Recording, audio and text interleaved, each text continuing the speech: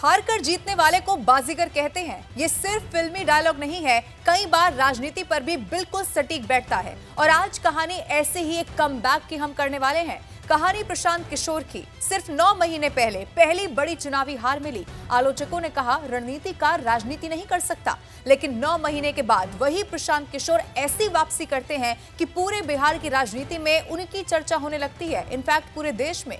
अब जरा सोचिए, प्रशांत किशोर की पार्टी जनसुराज का प्रदर्शन उम्मीदों के मुताबिक नहीं रहा था। पार्टी खाता तक नहीं खोल पाई थी। कई उम्मीदवारों की स्थिति ये हो गई थी कि जमानत तक जब्त हो गई थी। लेकिन राजनीतिक गलियारों में उसी के बाद सवाल उठने लगे कि क्या चुनाव जिताने वाला रणनीतिकार खुद चुनाव लड़ने की राजनीति नहीं समझता है क्या? लेकिन प्रशांत किशोर ने हार के बाद न पार्टी छोड़ी, न बिहार छोड़ा और न ही अपनी राजनीति का रास्ता बदला। उन्होंने अपनी रणनीति पर दोबारा से काम किया, संगठन को मजबूत किया और लोगों के बीच लगातार बने रहे।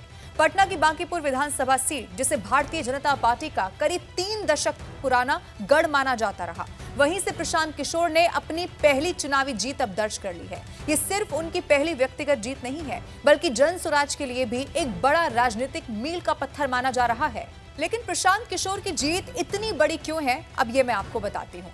देखिए, सिर्फ एक सीट की जीत नहीं है, बल्कि प्रशांत किशोर की राजनीतिक विश्वसनीयता की वापसी से माना जाएगा। अब तक उन पर सबसे बड़ा सवाल यही था कि जो दूसरों को चुनाव जिताता है, क्या वो खुद जनता का वोट हासिल कर सकता है?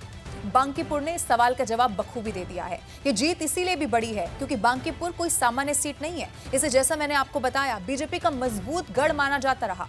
ऐसे क्षेत्र में सेंध लगाना ये संकेत देता है कि जनसुराज को अब सिर्फ एक प्रयोग कहकर खारिज करना आसान नहीं होगा। बिहार की राजनीति लंबे समय से एनडीए बनाम आरजेडी के इर्द गिर्द घूमती रही है। अगर जनसुराज लगातार ऐसे प्रदर्शन दोहराती है तो राज्य में तीसरी राजनीतिक ताकत की चर्चा और ज्यादा तेज हो सकती है। हालांकि ये कहना अभी जल्दबाजी होगा कि बिहार की राजनीति पूरी तरह से बदल गई है। इसके लिए आने वाले जो चुनाव है वो असली परीक्षा यहाँ पर जनसुराज के लिए, खास तौर पर प्रशांत किशोर के लिए साबित होने वाले हैं।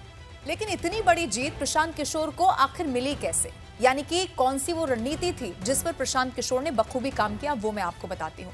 दरअसल प्रशांत किशोर के वो 3 सबक आपको जरूर जानने चाहिए जिससे उन्होंने इस जीत की पूरी इबारत लिख दी।